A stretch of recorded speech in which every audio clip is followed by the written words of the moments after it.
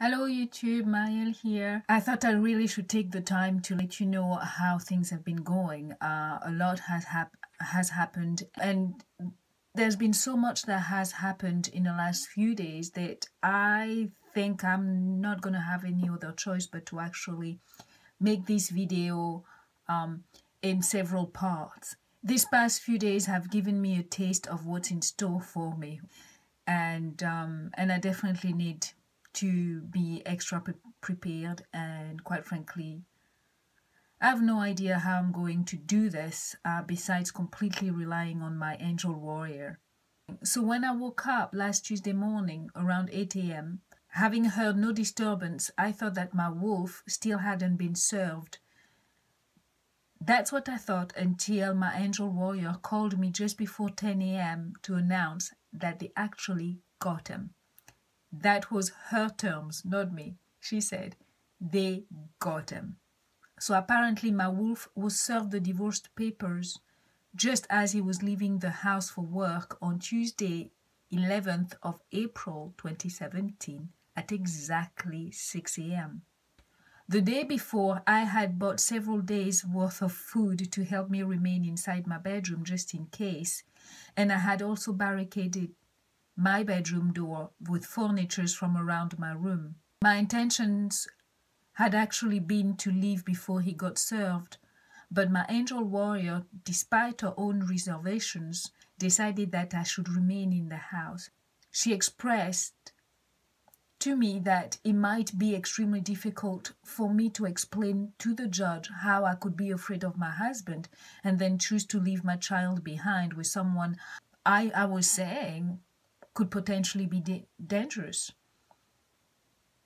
If the judge refused to take into account that the child favors her father, then it could potentially start me off on a bad footing with the judge. And that's why I stayed, despite promising some of you over here on YouTube that I was going to leave and not take any chances. After hearing the news that my wolf had been served, I decided to tell my daughter. She was getting out of the shower. As I approached her, she had her usual haughty attitude ready for me. So I asked her to join me in the living room because I had some important news to share with her, to which she immediately responded that she had no time to speak with me because she was on her way out. I had to promise her that I would not take much of her time. So she sat down, and that's when I announced to her that I had filed for divorce and that I was very sorry. To me, she acted surprised. But then her first response was an instant attack disguised as exposing me as a liar over a message I sent the three of them, her father, and her brother, 3 weeks prior, or probably even a month before that, misleading them all about myself planning to leave the country, to go back to my home country, which I did. I absolutely did, but I'm not going to go into that just now because it's just, the video is going to be long enough. So I will have to explain that part in a different video some other time. So I was taken aback that her first response under the circumstances had been to use that, to bring that subject up. But I chose to ignore this and not to answer, because I knew that she was trying to unnerve me by making me feel guilty and force me into my own tendency to explain and defend myself, which will provide her with more opportunity to find ammunition to attack me with. And this just with the only goal of diverting me. Yes, my daughter has already owned this particular talent, which makes it almost impossible to reach her and reason with her. She is absolutely exhausting. I have found out that the only way to reach my daughter is to accept and take responsibility for everything, even as she hurls and slings more dirt in my direction. This makes me actually think of monkeys, you know, when they actually grab their own feces to throw at people as a defense mechanism, or to actually show just how upset they are. Truly, this is what it makes me think of. That's what she's doing. Slinging dirt at me, you know, grabbing things left and right just to throw at me. Anyway, when she realized I wasn't biting, she started answering my questions. So when I asked her how she felt about the news, she just said that she was not surprised. And only after we had been talking for a little while did she say that her father had already announced the news to her earlier that very same morning. To me, this admission proved to me and reinforced in my mind just how my daughter spends her time gaslighting me. And also, it kind of showed to me that the expression of surprise that she had on her face earlier when I told her about the divorce was a deliberate affectation. You know, just another lie that was just unnecessary. Unfortunately, since they have been part of this gaslighting game for so long, this comes naturally to her, and she can't miss the opportunity to mess with me. And I'm a mother, and this is a power trip that she just can't let go of. Anyway, so my next question to her was whether her father told her why I was asking for divorce. To which she responded that he told her that I was accusing him of being abusive, of cheating, and that I wanted custody of her. And she added that last one with a slight sneer on her face. I decided to explain to her that my petition for divorce was based on emotional cruelty, adultery, and irreconcilable differences. And when I said that, it was very reassuring for me to see recognition in her eyes, because even though this might be taken as an insignificant oversight on the part of the wolf when he chose to give her the word abuse rather than emotional cruelty, I know that my wolf used that word because he knows that our daughter will not our daughter understands the word as abuse as being only physical violence.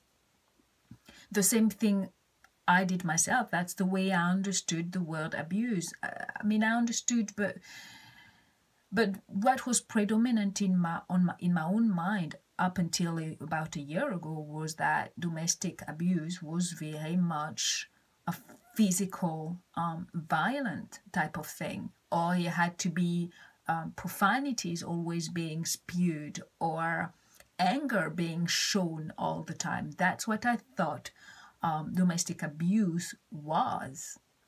And I am sure my daughter, she understands it exactly the same way.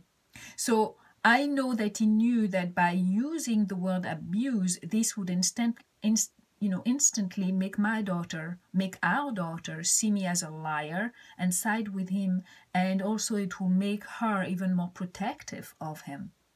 After we finished talking, I took the time to apologize to my daughter again about everything and possibly causing her pain. And as I started to walk away, she grabbed my arms and she hugged me, which surprised me and relieved me in some ways. But at the same time, I have to admit that I was aware of holding on tight to my own feelings, because I find myself now doubting her intentions.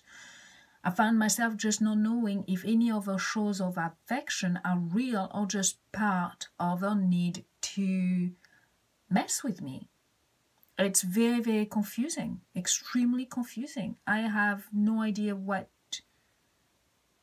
my daughter really is and truly what she feels. I'm lost.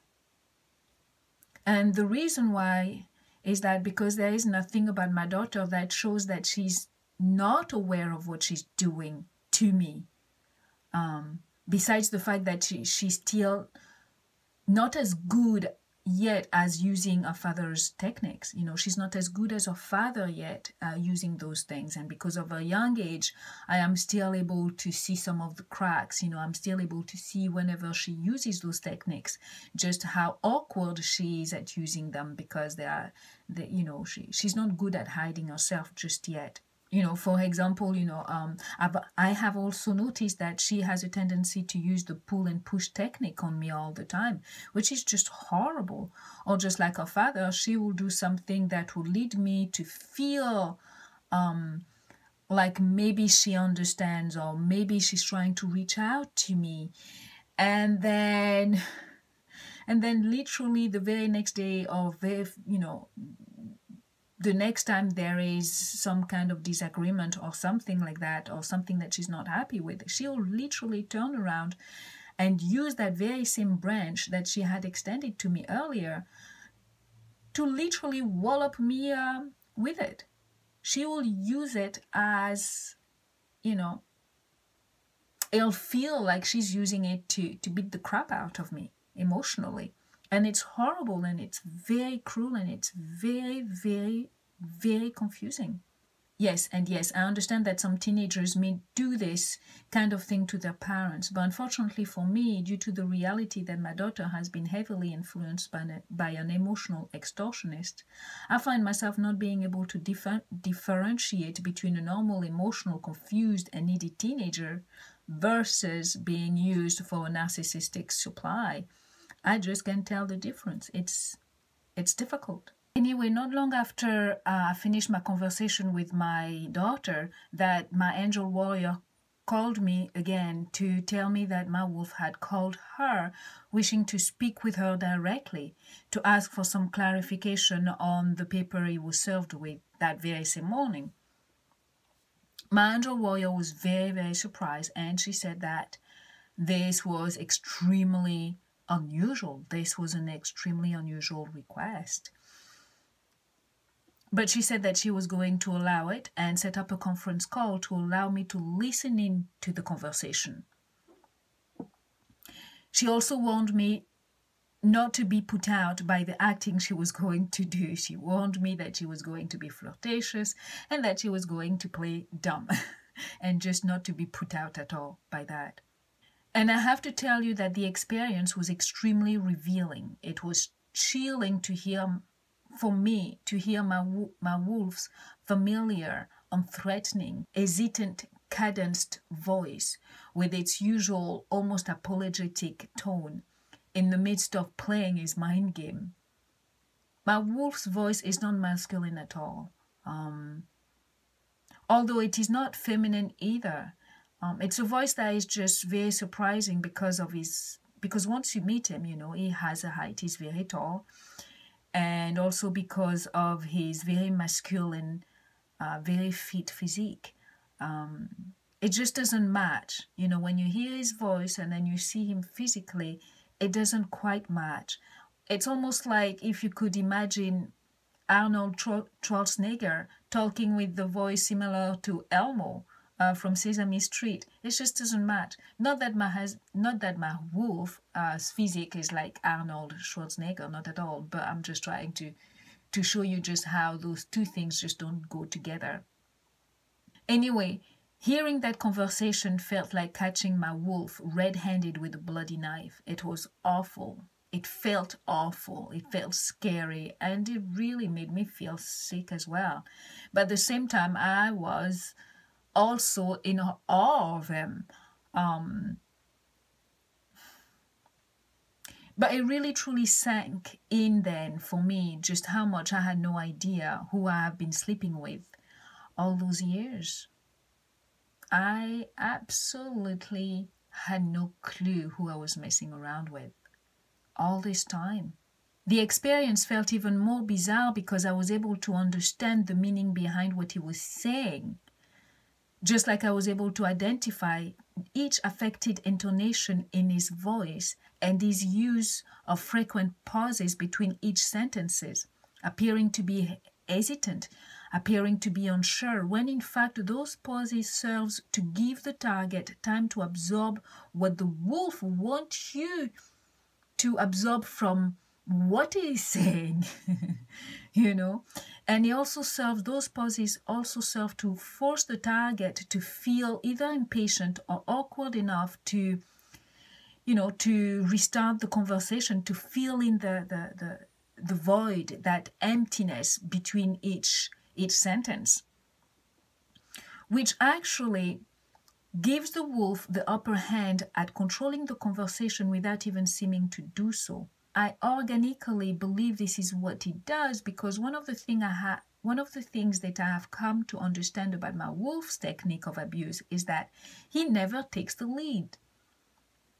He allows himself to be carried in the flow of the target and then uses the target's own conclusions or preferences or belief system, whichever is adapted to what's happening during the conversation, to then infiltrate the mind of the target and then give him give him the foothold, if you want, to start playing mind games. Listening to that conference call showed me just how everything my wolf says is calculated with a clear, defined goal to be achieved. I was extremely grateful to my angel warrior to have given me this opportunity because hearing that conversation brought closure to me about certain aspects of my own abuse. The experience helped validate what I already knew. Fantastic.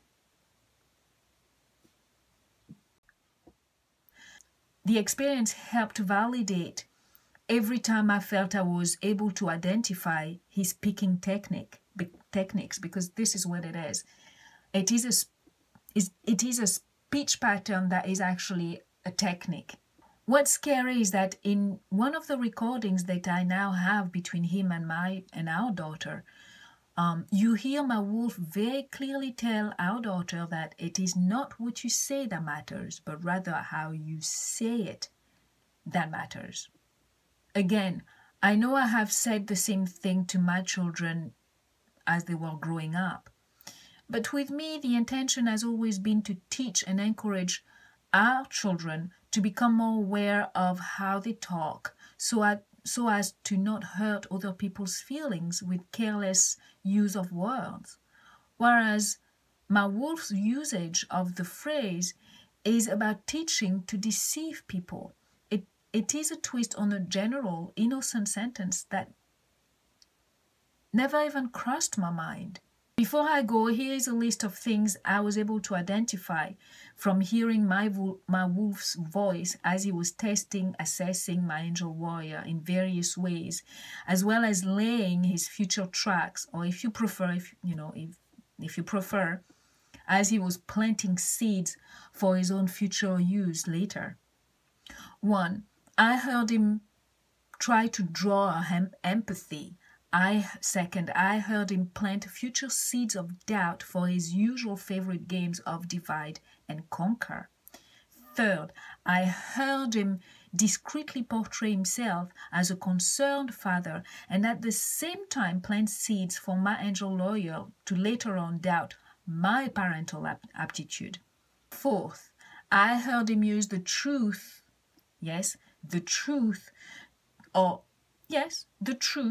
to firmly establish his honesty in my angel's warrior's mind, which will serve later as a foothold for my own lawyer to start doubting me under the constant onslaught of his barrage of lies in the future. Because once that starts coming, it's very hard to actually differentiate and make between the truth and reality, and this is how he bends reality. And this is why it is important when divorcing those pathological people to really to take the time to hire someone who knows about the pathology and who has already fought against such type of individuals, or who has studied them at least. Now I fully understand just how important this is, because what my wolf did shows just how skillful covert abusers manage to discreetly turn people against their victims.